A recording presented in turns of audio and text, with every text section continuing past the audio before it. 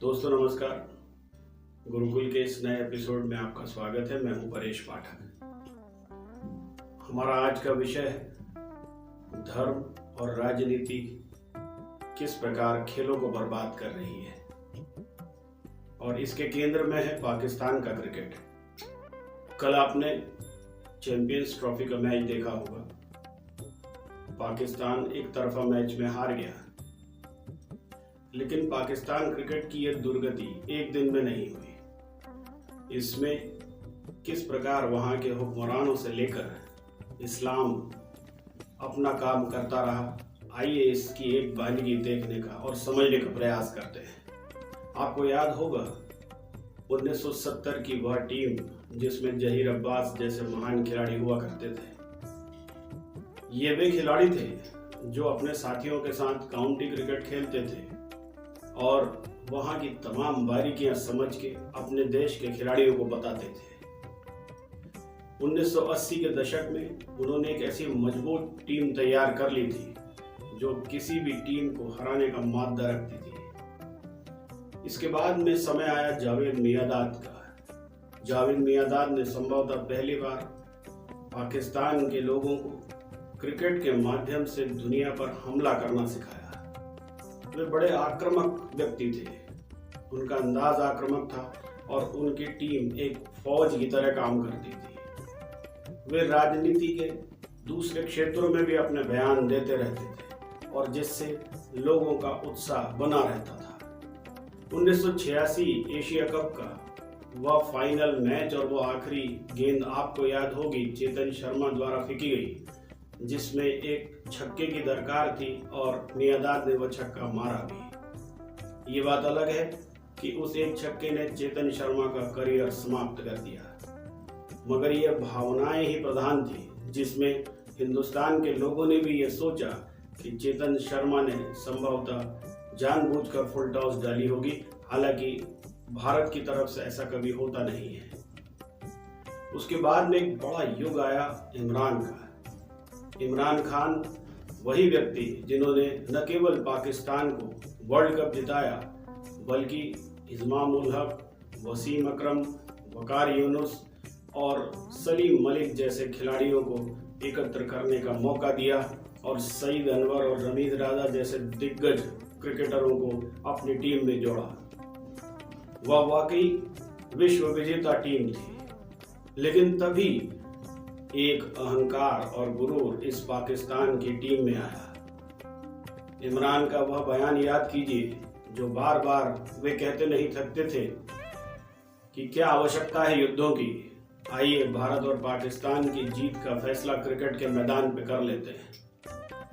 और इसका साथ देते थे उस समय के पाकिस्तान के राष्ट्रपति जनरल जिया उल हक, जो अक्सर पाकिस्तान की क्रिकेट में देखे जा सकते थे। उसके बाद में आए परवेज मुशर्रफ, उन्होंने भी उसी प्रकार क्रिकेट में अपना इंटरेस्ट दिखाया और वह महेंद्र सिंह धोनी के अगुवाई वाली टीम तक लगातार अपना वर्चस्व दिखाते रहे। इमरान खान ने वह मारक क्षमता पैदा की थी कि जिसमें पाकिस्तान की क्रिकेट की टीम लगभग सभी देशों में जाकर उन देशों को हरा चुकी थी। जहां एक और वसीम अकरम और वकार यूनुस की जोड़ी खौफ पैदा करती थी, वहीं शोएब अख्तर जैसे खिलाड़ी धीरे धीरे आकार ले रहे थे और उसके बाद में अब्दुल रज्जाक, नावेद राणा और तमाम ऐसे लोग जो ऑलराउंडर्स के रूप में पाकिस्तान टीम की रीढ़ की हड्डी बनने लगे थे। लेकिन वहीं से पाकिस्तान के क्रिकेट में नजर लग गई इस्लामी फोबिया और इस्लाम के रहनुमाओं की। मैं आपको याद दिलाना चाहता हूं, रमीज राजा, सलीम मलिक, एजाज अहमद और मुश्ताक अहमद जैसे खिलाड़ी जो एक समय पाकिस्तान की क्रिकेट की रीढ़ की हड्डी थे। 194 रन की वह पारी जो सईद अनवर ने भारत के खिलाफ खेली थी, वो किसे याद नहीं होगी। लेकिन उसके बाद में अचानक उनकी दाढ़ी बढ़ने लगी। इमाम उल हक, जिनकी तुलना एक समय सचिन तेंदुलकर से होती थी, वे भी अचानक मौलाना हो गए। दरअसल पाकिस्तान के ड्रेसिंग रूम में तबलीगी जमात का एंट्रेंस हो चुका था। और उन्होंने धीरे धीरे पाकिस्तान के खिलाड़ियों को यह बताना शुरू किया कि न केवल आप खिलाड़ी हैं बल्कि आप मुसलमान हैं। वे खिलाड़ी जो यूसुफ योहाना और दानिश कनेरिया के रूप में जाने जाते थे, या तो उन्होंने अपना धर्म बदल लिया और या उन्हें पाकिस्तान क्रिकेट से बाहर का रास्ता दिखा दिया गया। समय यहाँ रुका नहीं। पाकिस्तान के खिलाड़ियों ने अपने टीम के लिए गड्ढा खोदने में कोई कमी नहीं रखी। 2004, 5, 6 में पाकिस्तान के एम्पायर्स के ऊपर लगातार पक्षपात के आरोप लगते रहे। उसी दौरान 2006 में ओवल के मैदान पे आपको याद होगा जब बॉल टेम्परिंग पर पाकिस्तान की टीम ने टेस्ट मैच छोड़ दिया था। दुर्भाग्य यहाँ रुका नहीं।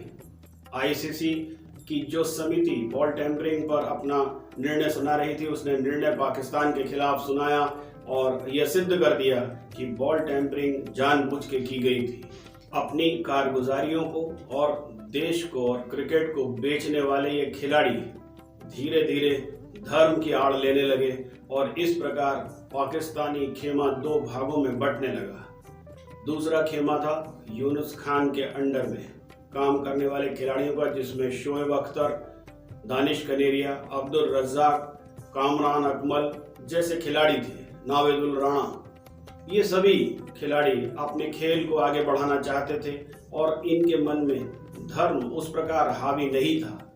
लेकिन धीरे धीरे इन सभी को ठिकाने लगा दिया गया। फिर आया सन 2007 वर्ल्ड कप का वो मैच, याद कीजिए, जिसमें पाकिस्तान की टीम पहले राउंड में आयरलैंड से हार गई। बॉब वुलमर उसके कोच थे और जब उनसे यह सवाल किया गया कि क्यों ना उनके ऊपर पूरी जिम्मेदारी डाल दी जाए, तो उन्होंने कहा कि मैं इसके बारे में बड़े खुलासे करना चाहता हूं और पाकिस्तान का क्रिकेट संभालना मेरे बस की बात नहीं है।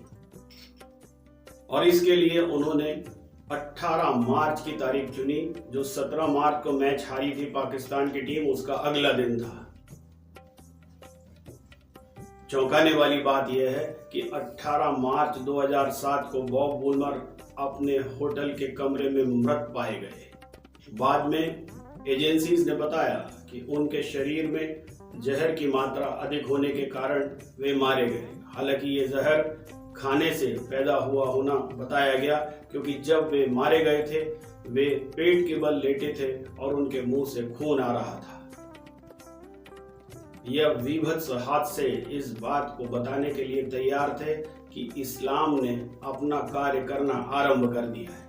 आप सोचते होंगे कि मैं बार बार इस्लाम का नाम क्यों ले रहा हूं, पर आप इन सभी घटनाओं को जोड़कर अगर देखें, एक तरफ खिलाड़ियों की मौलाना जैसी दाढ़ी का बढ़ना, अचानक उनके ग्राउंड पर बैठकर नमाज पढ़ने लगना और ऐसे खिलाड़ियों का धीरे धीरे दूर होता जाना जो खेल में बहुत अच्छे थे, अपने आप ये सिद्ध करने लगेगा कि कहीं ना कहीं कुछ ना कुछ गड़बड़ थी। और इस गड़बड़ को सबसे अधिक अगर प्रश्रय दिया तो वहां के राजनेताओं ने। एक और पाकिस्तान के क्रिकेटर सलमान बट का नाम आपको याद होगा, जिनके ऊपर पैसे लेने का आरोप लगा, उनका करियर समाप्त हो गया। ऐसे कई पाकिस्तानी खिलाड़ी थे जिन्होंने पैसे लेकर अपने जीवन को, क्रिकेटिंग जीवन को समाप्त कर लेना बेहतर समझा। इन परिस्थितियों में राजनेताओं ने क्रिकेट को डुबाने के लिए निरंतर कार्य किया। इक्का दुक्का मैच अगर पाकिस्तान जीत भी जाता था तो शेख रशीद और फवाद चौधरी जैसे राजनेता पाकिस्तान की संसद में इसे इस्लाम की जीत बताते थे। इसके पहले परवेज मुशर्रफ और जनरल जियाउल हक ने जो किया वह भी राजनीति कम नहीं थी। और इसलिए मैं बार बार ये कहता हूं कि अगर एक मैच में पाकिस्तान की जीत इस्लाम की जीत हो सकती है तो इतने तमाम देशों के से हारने की जीत को क्या ही कहा जाए। पिछले 10 वर्षों में पाकिस्तान का क्रिकेट इमामुल हक और शाहिद अफरीदी जैसे खेमों में बटा हुआ है और इन खेमों में निरंतर अपने बच्चों को आगे बढ़ाने की राजनीति की जा रही है। ये बात पाकिस्तान नहीं, हिंदुस्तान का भी हर क्रिकेट प्रेमी जानता है। आज पाकिस्तान का हर पूर्व क्रिकेटर हाफिज खान जैसे पुराने क्रिकेटर्स की तरह पाकिस्तान की क्रिकेट बोर्ड का अध्यक्ष बनना चाहता है। उसे पता है कि आज भी क्रिकेट में पैसा है और इसको बुनाया जा सकता है। पाकिस्तान की जनता हैरान है कि वह क्रिकेट जिसने एक समय में उन्हें विश्व विजेता बना दिया था और वे ख्वाब देखने लगे थे कि इस माध्यम से वे इस्लाम के सिरमौर बन जाएंगे, आज छोटे छोटे देशों से क्यों मात खा रहे हैं और कहां वो प्रतिद्वंदिता करते थे भारत से, जो अब उनके बस की बात बची नहीं। फवाद चौधरी और शेख रशीद जैसे राजनीतिज्ञों ने उन्हें कहीं का नहीं छोड़ा और उसके ऊपर वहां के सरमाएदार जैसे सैयद शाह गिलानी और आज के तमाम राजनेता जो क्रिकेट मैच में जाने के पहले पाकिस्तान की क्रिकेट टीम से ये कहते हैं कि आप किसी से भी मैच हारना लेकिन भारत से मत हारना। ऐसे समय में इसको राजनीति और धर्म से ना जोड़ा जाए तो और क्या कहा जाए। भारत अगर ये मैच हारता तो भारत का दर्शक मुस्कुराता और कहता कि ठीक है, हम एक मैच हार गए, वो अपनी टीम के साथ खड़ा रहता। लेकिन पाकिस्तान के हारने के बाद इतनी अधिक समीक्षाएं करनी होती है। तय मानिए पाकिस्तान की यह टीम भी इस्लाम और राजनीति की भेंट चढ़ चुकी है और अब यह कभी ठीक नहीं होगी। इनके बीच में जिस प्रकार के गुट बने हुए हैं वह यह कहते हैं कि अभी खेलने वाले खिलाड़ियों के बीच में आपस में मारपीट तक होती है। बाबर आजम, शाहीन शाह अफरीदी, शाह सऊद, ऐसे तमाम लोग एक दूसरे के साथ ड्रेसिंग रूम में मारपीट करते हैं। ये बात भी किसी से छुपी हुई नहीं है। सोचिए, ऐसी टीम कहीं विश्व विजेता बन सकती है? आइए एक बार और समीक्षा करें धर्म की, राजनीति के घालमेल की और इस प्रकार की हार की। हम खुशनसीब हैं कि हमारे देश में आज खेलों में राजनीति धीरे धीरे समाप्त होती जा रही है। वे लोग जिनके ऊपर राजनीति में पैसा लेने का आरोप था, धीरे धीरे वे दरकिनार कर दिए गए। पैसा बहुत है लेकिन उसके बावजूद भी हमारे यहाँ खिलाड़ियों की कोई कमी नहीं है। जो टीम आज चैंपियंस ट्रॉफी खेल रही है उसके बराबर नहीं तो करीब करीब उसके समान 3 टीमें हैं जो क्रिकेट के ग्राउंड में बाहर बैठ के मैच देख रही है। अगर भारत से 3 टीमों को भी चैंपियंस ट्रॉफी में भेजा जाता तो संभवतः 2 टीमें तो फाइनल खेल रही होती। हम इसी प्रकार अपने देश के क्रिकेटर्स और दूसरे खेलों के पीछे खड़े रहें और प्रयास करें कि हम भी एक समय के बाद ओलंपिक और दूसरे खेलों में सिरमौर बने।